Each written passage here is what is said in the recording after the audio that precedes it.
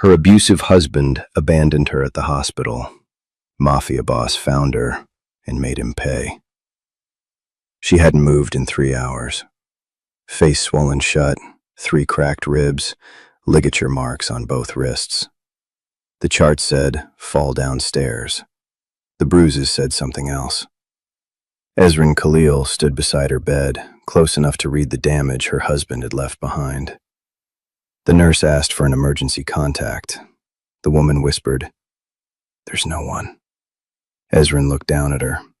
He hadn't heard those words in 23 years. Not since his mother said them in a bed just like this one, the night she died alone. He pulled the chair closer and sat down. Senna Murray was abandoned by the man who swore to protect her, left bleeding in a hospital bed with no name on the emergency line. And the man sitting beside her now owns Detroit from the shadows. Subscribe and hit that bell, because what happens next will shake you to the bone. Colton Fairgate drove his wife to Detroit Mercy General at 3 a.m. He carried her through the sliding doors, set her in a wheelchair, told the intake nurse she fell down the basement stairs, and left. Didn't sign her in, didn't leave a number, didn't look back. Just walked to his car and drove home like he'd dropped off dry cleaning. Senna was 25 years old. Before Colton, she'd been a kindergarten teacher at a public school on Detroit's east side, the kind of teacher who memorized every student's birthday and kept extra snacks in her desk for the kids who came to school hungry. She was warm and patient, and the children loved her because she saw them.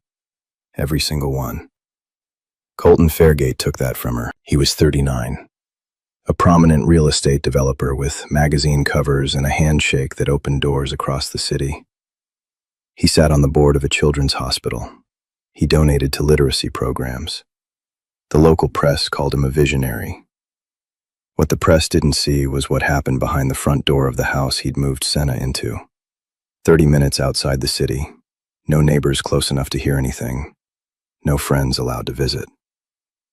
A year into the marriage, Colton called Senna's school principal and told him she was struggling with severe anxiety and needed to step back from teaching. Senna didn't know about the call until she showed up for work and found her position had been filled. When she confronted Colton, he held her face in one hand, gently, the way you'd hold something you were about to break, and told her she wasn't well enough to work, that he'd take care of everything, that she should rest. The rest became a cage. He canceled her phone and gave her a new one he monitored. He closed her bank account and moved everything into his name. He intercepted calls from her younger sister Darcy in Ohio until Darcy stopped trying. He told Senna's few remaining friends that she was dealing with a private health issue and needed space. One by one, every thread connecting Senna to the outside world was cut with surgical precision, until there was nothing left but Colton and the silence he controlled. The beatings followed a logic. Never the face before a public event. Never the hands where someone might see. He hit where clothes covered. He kept the damage invisible because invisible damage doesn't generate questions. But that night, the night he drove her to the hospital, he'd lost control. A plate left on the counter. That was the trigger. A single plate. And something in Colton snapped past the usual calibration. The cheekbone, the ribs, the wrists where he pinned her to the floor. He went further than he'd ever gone, and when Senna stopped breathing for 9 seconds on the kitchen tile, he calculated the risk. Dead wives attract investigations. So he drove her to the hospital, delivered his lie, and left her there like a problem he'd deal with later. Ezrin Khalil was never supposed to be in that corridor.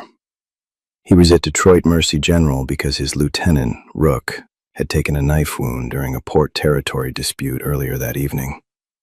Rook was stable. The situation was handled. Ezrin was walking toward the exit when he passed the open door of a room and stopped. A woman alone in a hospital bed, face so swollen her eyes were nearly sealed shut, wrists wrapped in gauze, a nurse standing beside her with a clipboard, asking questions that weren't getting answers. "Is there someone we can call? A family member? A friend?" The woman's voice came out like it had been crushed under something heavy. "There's no one." Ezrin stood in the doorway.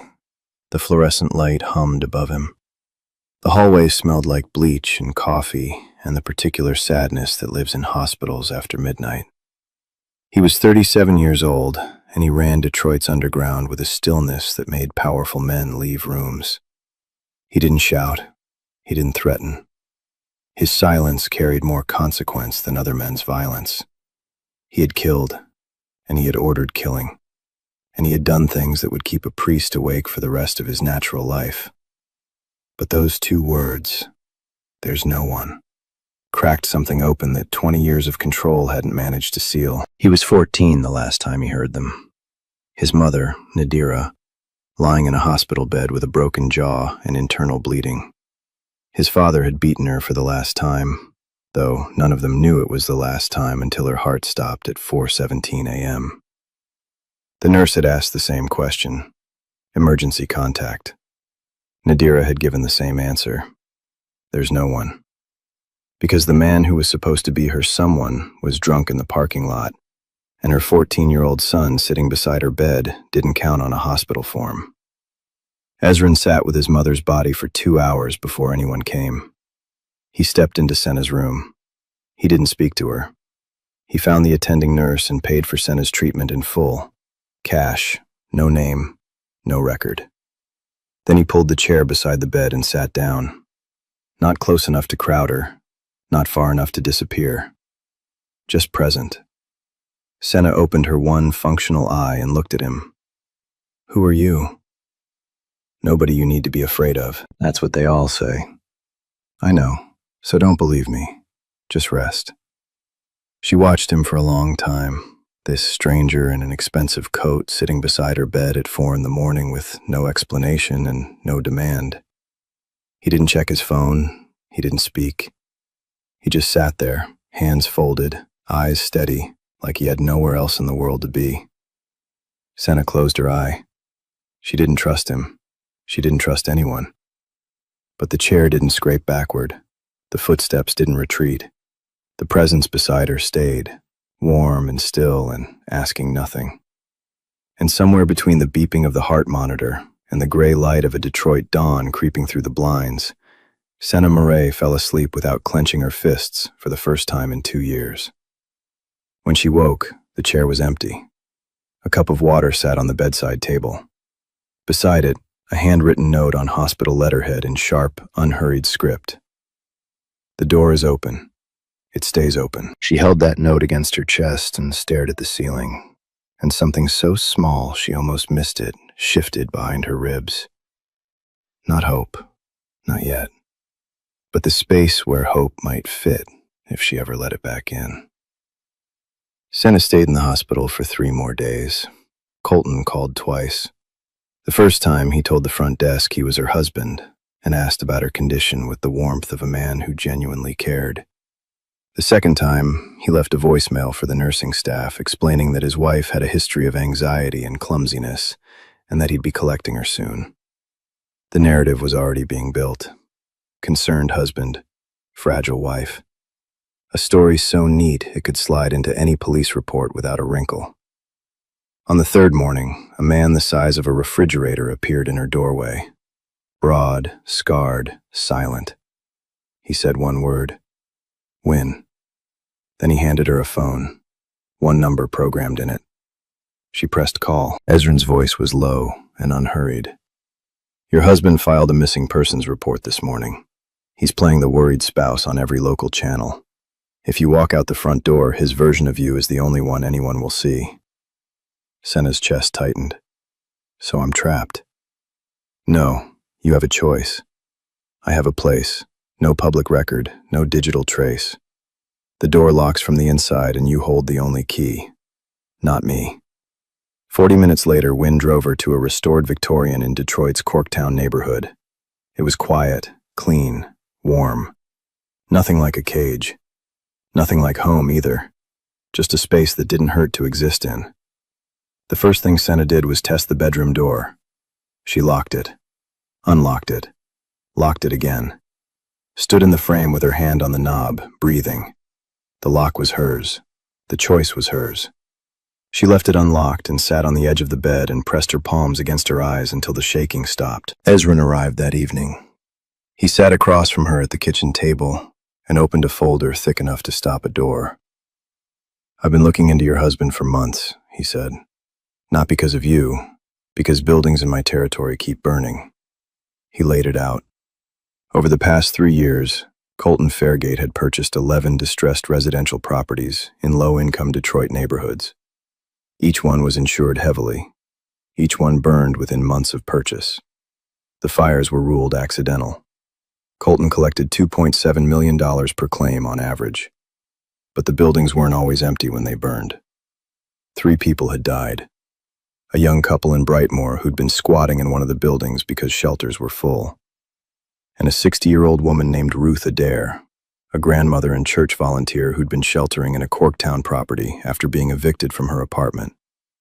Ruth had survived 60 years in Detroit. She didn't survive Colton Fairgate's greed. "Every property deed," Ezrin said, sliding a document toward her.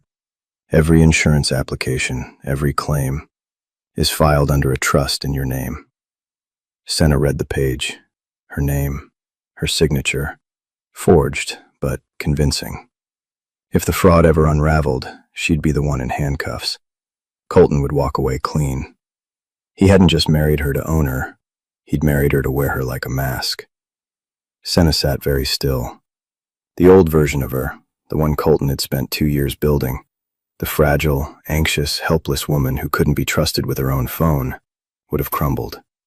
But the woman sitting at that table wasn't the woman Colton had made. She was the woman who'd existed before him. The teacher who called child services when she saw bruises on a 5-year-old's arms. The woman who fought systems because small people deserved someone who'd fight. That woman wasn't dead. She'd been buried alive, and she was digging herself out. "What else?" Senna said. Ezrin studied her.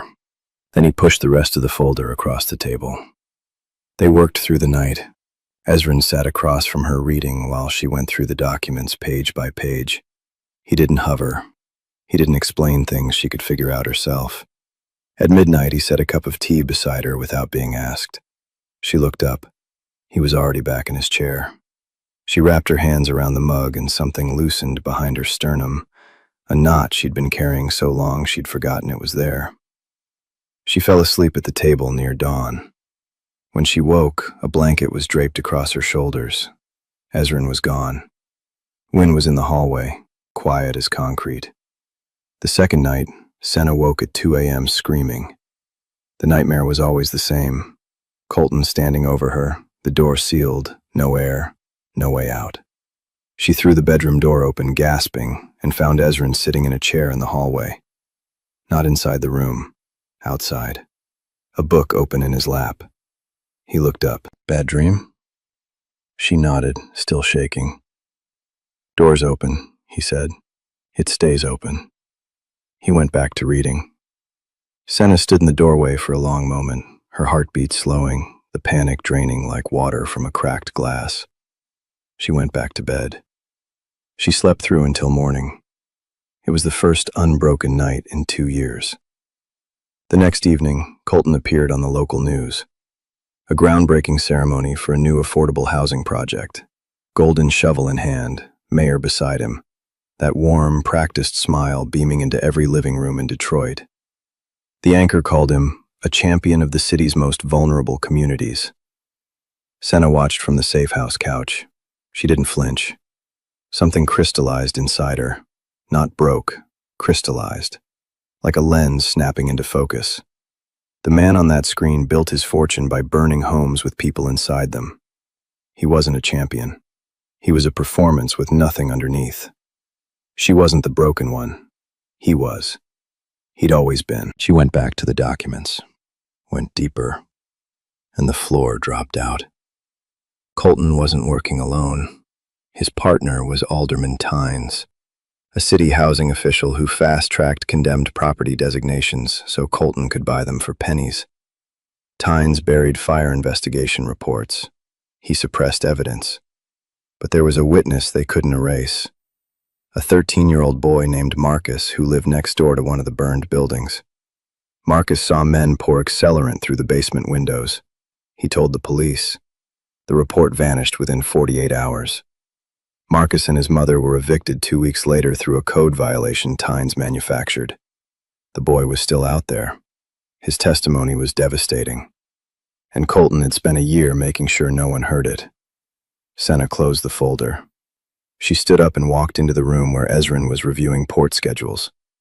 She set the documents on his desk. Ruth Adair, she said, 60 years old, survived everything Detroit threw at her, died in a fire set by a man who never knew her name and collected millions for it.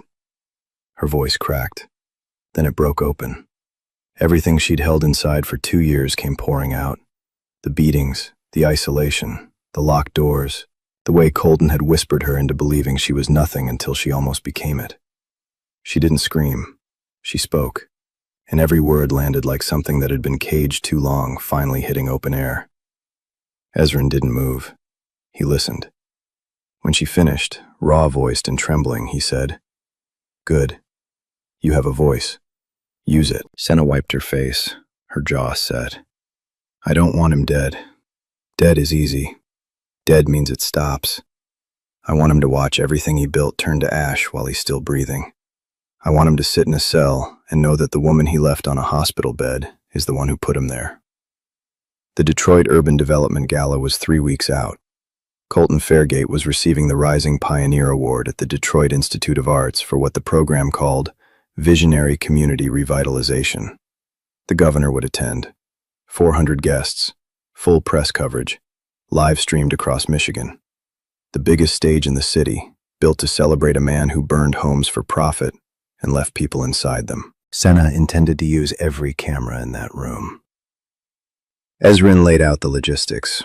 His tech specialist, Lorna, sharp-tongued, fast-fingered, zero patience for small talk, held a catering contract with the venue through one of Ezrin's legitimate business fronts. She'd have access to the AV system 2 hours before the event. The presentation screens flanking the stage would be hijacked mid-ceremony during Colton's acceptance speech. 4 seconds to switch the feed. By the time anyone in the control booth reacted, the screens would belong to Senna.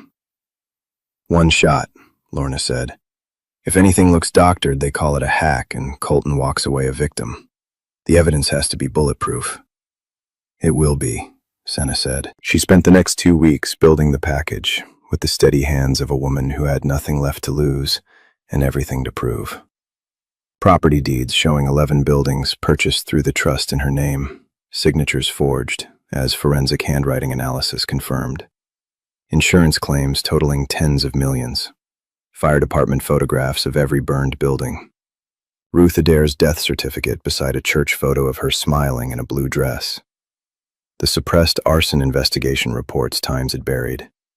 Financial transfers connecting Colton to every transaction. Then she found the last piece.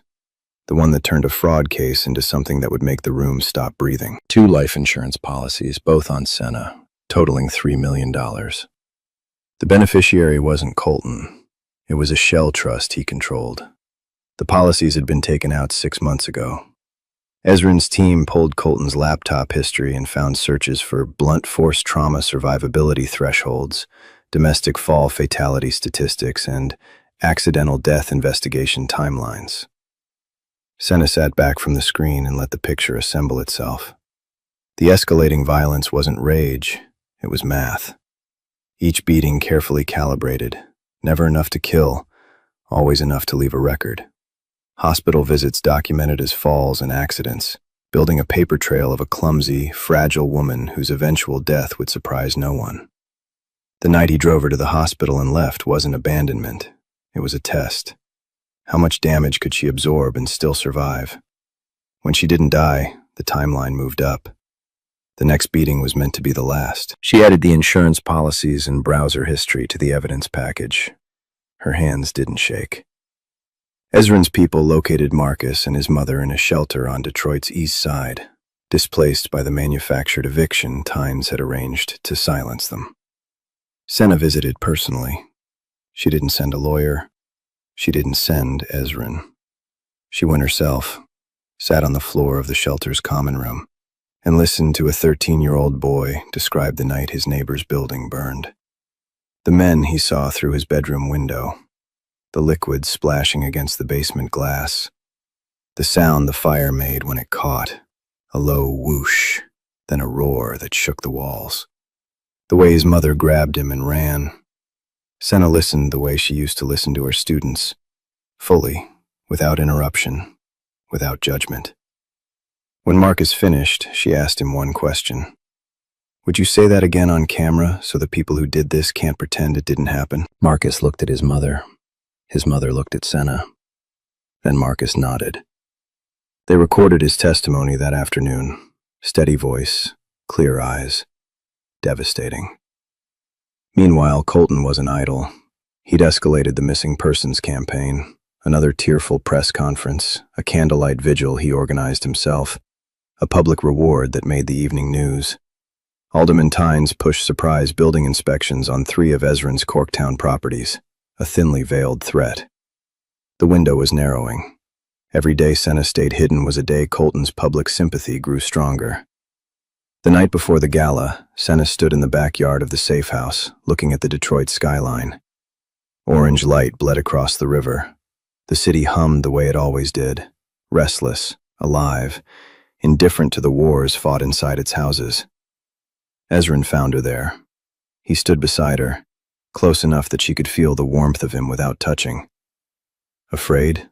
He asked. Not of him. Of after. She paused. I've been surviving so long I don't know what comes next. I don't know who I am without the fear. Ezrin was quiet for a while. Then he spoke in that low, unhurried way of his, like each word had been weighed before it was released. My mother worked 2 jobs. Cleaned offices at night, sorted mail during the day, never complained. My father drank everything she earned and beat her for the pennies he couldn't find. He paused. She died in a hospital bed with no one listed as her emergency contact. I was 14. I sat beside her for 2 hours before a nurse found me. His jaw tightened. I built everything I have because I was powerless in that hallway. I swore I'd never stand outside a door again and have nothing to offer the person on the other side. Senna reached over and took his hand. His fingers closed around hers. They stood like that until the sky went fully dark and the city lights replaced the stars. Morning of the gala. Senna dressed in silence. The gown was deep black, not decoration, armor. It covered every scar and fit the woman she was becoming. Lorna wired a small earpiece behind her left ear, tested it twice. Senna walked downstairs. Ezrin waited at the bottom, dark suit, no tie. When he saw her, he went still. He didn't compliment her. He looked at her the way a man looks at the most dangerous thing in the room. She almost smiled. The Detroit Institute of Arts. Marble floors, vaulted ceilings, champagne, string quartet. 400 guests circulating with calculated elegance. Cameras lined the press riser. Senna entered on Ezrin's arm. The whispers started immediately. People recognized him. People recognized her. The missing wife from every newscast. She was supposed to be fragile, broken, hiding. Instead, she walked through that room like the ground beneath it already belonged to her. Colton saw her from across the hall. His champagne glass froze midair. Color drained from his face in stages. He crossed the room, mask locked on. Senna, sweetheart, thank God you're safe. I've been worried. Ezrin shifted his weight, subtle, final. Colton's reaching hand stopped dead. Senna looked him in the eye. You left me in a hospital bed to die. Tonight, every person in this room is going to see exactly what you are. The lights dimmed. Colton was called to the stage. He climbed the steps and stood behind the podium, composure reassembled by sheer force of habit. The screens behind him lit up with development photos and smiling community members. Mid-sentence, the screens went black. A beat of static. Then they came back, and the content had changed. Property deeds, insurance claims, burned buildings, Ruth Adair's face. Marcus, 13 years old, looking into a camera and describing what he saw. life insurance policies on a woman who was supposed to die, browser searches in cold white text, and Colton's own voice, captured, clear, unmistakable, filling the room through every speaker. 400 faces turned toward the screens. Colton stood at the podium, mouth open, hands gripping the edges, and every camera in the room was already rolling. The first image was Ruth Adair, her church photograph, blue dress, warm smile, 60 years in Detroit. Beside it, her death certificate. Cause of death, smoke inhalation. Location, a Corktown property owned by a trust Senna had never signed. The second was the property trail. 11 buildings, 11 insurance claims, tens of millions collected. Every deed filed under Senna's forged signature, with forensic analysis proving she'd never touched the pen. The third was Marcus, 13 years old, looking directly into the camera, describing the men he saw through his bedroom window. The liquid against basement glass, the sound the fire made, the report he filed that vanished in 48 hours. The fourth was the insurance policies on Senna's life. $3 million. Shell Trust controlled by Colton. His browser history beside it. Searches mapping how to kill a woman and make it look like an accident. The audio played last. Colton's own voice filling every speaker in the hall. You're nothing, Senna. You exist because I let you. Walk out that door and I'll have you committed before you reach the sidewalk. 400 people heard it. Every camera captured it. Colton stood at the podium. The mask tried to reassemble. These documents are fabricated. His own voice cut him off. The audio looped. The threat played again. The mask collapsed. Alderman Tynes bolted for the side exit and walked directly into 2 FBI agents who'd been waiting since an anonymous package arrived at the Detroit field office that morning. Donors scattered. The police captain who'd golfed with Colton vanished into the crowd. Colleagues turned their backs with the speed of people who understood proximity had become career poison. FBI agents entered the main hall, calm, unhurried, inevitable. Colton saw them coming. His shoulders caved. He looked across the room at Senna, standing untouched, backlit by the screens displaying his destruction. And for the first time in their marriage, he had nothing to say. They cuffed him on the stage, at his own ceremony, in front of every camera that had come to celebrate him. Senna stood in the center of the hall. She didn't cry. She breathed, deep, full, unrestricted. Her ribs expanded without pain for the first time in longer than she could remember. 6 months later, the building on Michigan Avenue had been rebuilt from the bones out. A sign above the front door read, "The Ruth Adair Center," a free after-school tutoring and meal program for children in Detroit's underserved neighborhoods. Founded by Senna Murray, she ran it herself. She taught reading and math to kids who reminded her of the students Colton had taken from her. She memorized their birthdays. She kept extra snacks in her desk. The teacher he tried to erase was now the foundation of everything she built from his wreckage. Marcus was the first kid through the door on opening day. His mother cried in the entrance. Marcus didn't. He sat at a desk, opened a book, and looked at Senna with the quiet understanding of a boy who finally knew that telling the truth had been worth it. Colton was sentenced to 24 years. Arson, insurance fraud, conspiracy, 3 counts of involuntary manslaughter, domestic battery, attempted murder. Tynes received 14. Ezrin walked into the center on a Tuesday afternoon. The tension that had lived in his shoulders was quieter. He'd stepped back from the port operations, handed the network to Rook. He was investing in legitimate development along the corridor, including transitional housing next door. Senna was hanging student artwork in the hallway when she saw him. She set down the tape and turned. "I need to tell you something," she said. He waited. That second night at the safe house, I woke up screaming. The nightmare. Colton standing over me, the door sealed shut. She paused. I threw my door open and you were sitting in a chair in the hallway. Not inside the room, outside. Book in your lap. You looked up and said, "Door's open. It stays open." and went back to reading. Her eyes were bright. You could have come in.